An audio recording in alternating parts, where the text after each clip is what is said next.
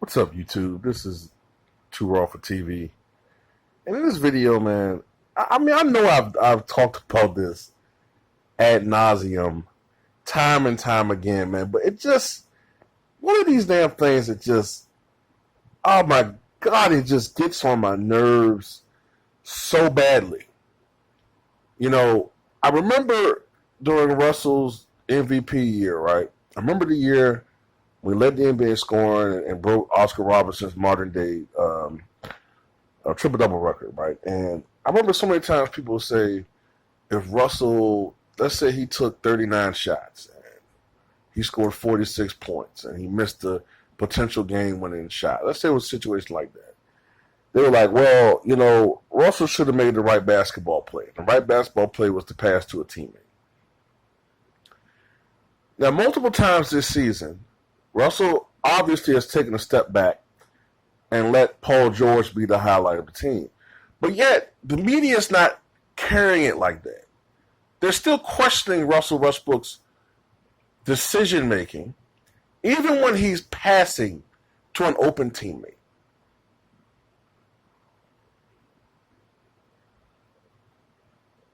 Well, why didn't he take the shot? What do you want this fucking guy to do? So basically, you're going to criticize him if he doesn't take the shot and make it. Because anybody else can take the shot and miss it. Well, at least he had the heart and courage to take the game-winning shot. But Russell, he takes the shot and missed it. He's selfish and he should have passed to someone else. Then, if he passes to a teammate for a potential game-winning shot, for Russell feels a better shot, he's only trying to pad his assist totals. Which is the stupidest fucking thing I ever heard. Everything this guy does, apparently, is for selfish gain. Now, have I ever seen Russell obviously try to pad his numbers or pad assists or go for triple doubles? Yeah, of course I have.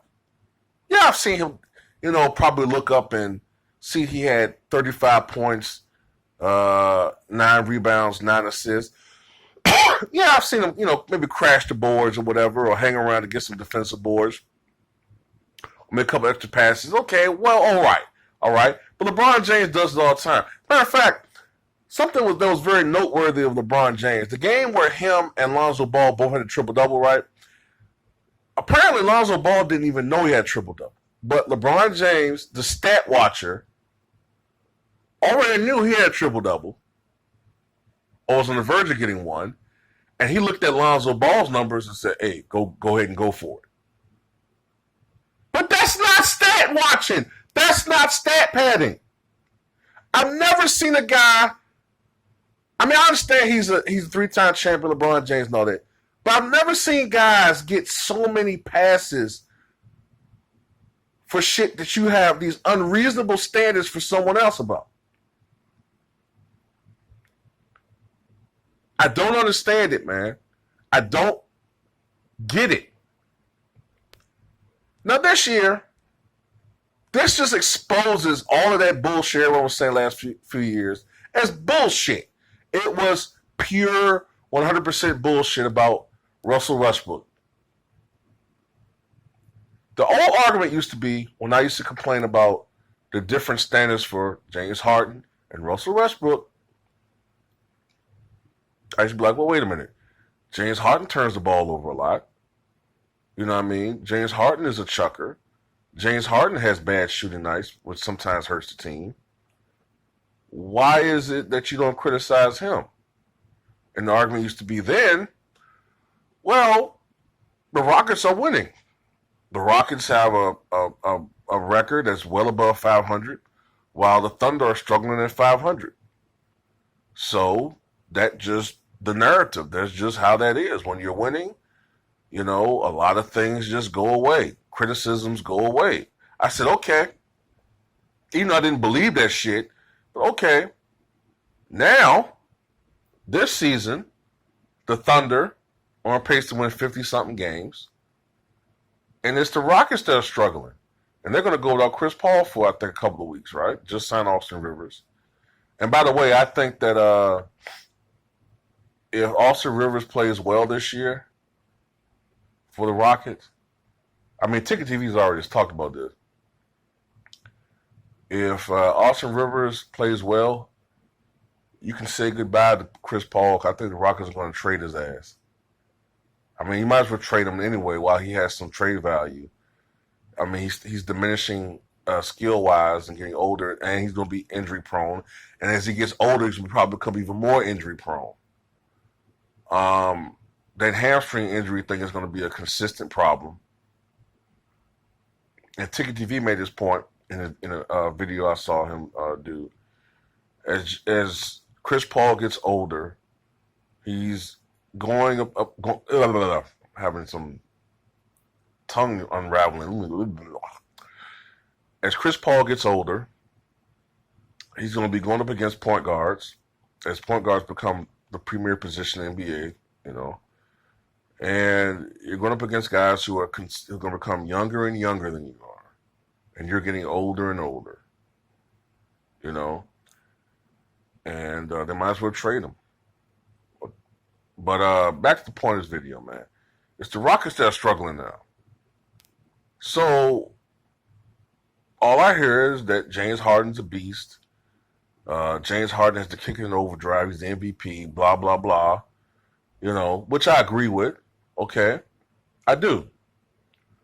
But what, you know, is also true is James Harden is a chucker who, for every game that he scores 50 points and shoots 18 or 30, he has 2 or 3 games where he shoots 7 for 25, 12 for 36, 8 for 27, shoots a 3-point like he's Steph Curry. He's a dependable 3-point shooter, but he's not Clay or Steph.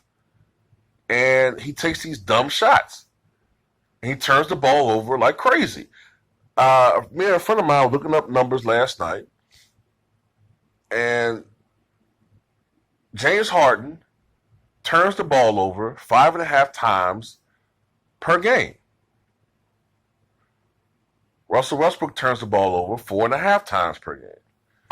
But the difference is, at least Russell Westbrook has a 2-to-1 assist-turn ratio. Assist-to-turn ratio used to be a standard to see how efficient and how well a point guard handles the ball. Russell isn't the greatest at it, like Muggsy Bogues. You know, his assist-to-turn ratio is unbelievable. I think it's like 5-to-1 or something like that. But at least it's 2-to-1. James Harden, I think, averages 8 assists, but turns the ball over 5.5 times. That's awful. To be honest with you, they used to criticize Allen Iverson for turning the ball over 4 times a game, or close to 4 times a game. So, but no criticism, none.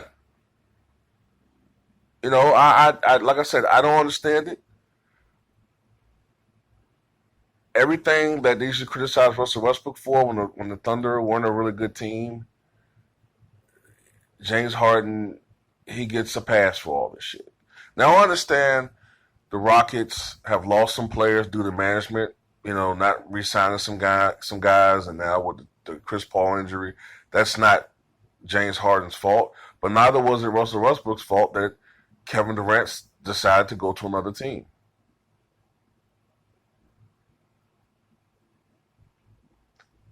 And he is, no matter what people want to say, he is making Paul George better.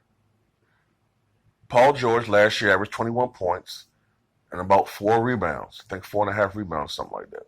This year, Paul George is averaging close to 26 points a game and 8 rebounds per game.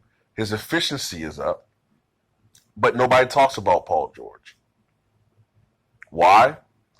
Only time they talked about him was when they could team him with LeBron James. Then everybody wanted Paul George. You know, there's only when you can help LeBron James that your name gets talked about with the LeBron lovers of the sports media. You know, now all of a sudden he's with Russell Westbrook. He broke all the hearts of the sports media fanboys that worship LeBron James. And now as a punishment, they don't want to talk about him. You know, they poo-poo his achievement. They talk about him, but they don't talk about him. You know what I mean? But Russell Westbrook is great. James Harden is great. It's not a video to shit on James Harden, but I would like some consistency when it comes to your expectations of players. Sports media,